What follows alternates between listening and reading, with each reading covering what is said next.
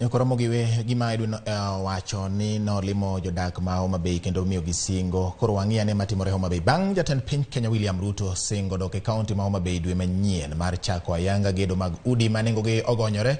Piny owacho mar kaunti ma Homa Bay oyango ni giikore mar rwako chenrono. Kaka jafwambo marwa mar kaunti ma Homa Bay Ali Abich lero, jopiny e kaunti ma Homa Bay ni kod geno mathoth ewi chenro mar gero udi ma nengogi yotgo. Jatend piny Kenya William Ruto e limbe mare kaunti ma Homa Bay odiochieng' manyoro ne osingo duogo e kaunti dwe manyien mar chako ayanga gedo mar udi ma nengogi ogonyore maromo 5,000 katielo mokwongo piny owacho dhi gero ute 400. Tulikubaliana katika ile program nilizungumza na nyinyi hapa, tukasema tutajenga nyumba 5,000 hapa Homa Bay County. Na nitarudi hapa mwezi ujao kuanzisha hiyo program. Tayari kuna mpango ya the first 400 houses nitarudi hapa kuzianzisha. Nyowacho mar kaunti ma Homa Bay ne oseikolo malach ne romo eka 11 e boma ma Homa Bay ne chenro mar gero ute makamago kalo makamano osebedo ka oktigo kuom higni mathoth. Jatend migao ma ochung'ne lope ute kod chano chenro mag bombe e kaunti no Roslyn Odhiambo okone gi rwako singo ma jatend piny Kenya kendo giikore ne chenro no. Our Excellency the Governor oikore mondo tijni ochakre masani wan ready gige waduto wan godo piny wasetimo planning koro modong dibedo mana the nitty-gritties matindo tindo ming'iyo nango. Roslyn wacho ni tich maduong' masani gin go en luwo wach gedo mag utego gi piny owacho mamalo mondo ka jatend piny duogo e kaunti to yudo ka gik moko oseiki. Gima koro dong en collaboration gi jo technical team moa national to gi mane ground.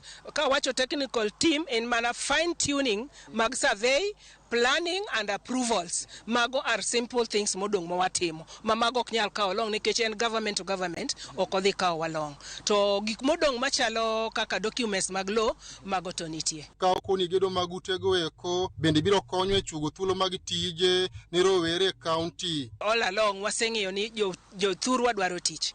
Omiyo wadhi involve the local labor. Mondo jo community ma mondo ti. Unless ni kama okwanyal yudo specified labor ema biro bedo sorted from elsewhere. But meanwhile wadhi tiyo gi state government department, wadhi tiyo gi the local county government departments and the local community. Kama kuom jopiny bende ogolo pachgi ka gipako jatend piny William Ruto kuom singo mane ogolo e kinde limbe mare no. Waduoko ni erokamano kendo kang' mokawo no ber kabisa. Kendo wabro yudo gonyruok koluwore gi yo mar chulo rent. Kobiro gero nwa utego, wageno ni wabro dake kendo gi bei maber. Obro konyo yoro werewa e yore mag tije. Sama tich ochakore ka onge jo Kisumu County kata jo Migori County ma biro dake utegi kata ma biro tiyo tijegi.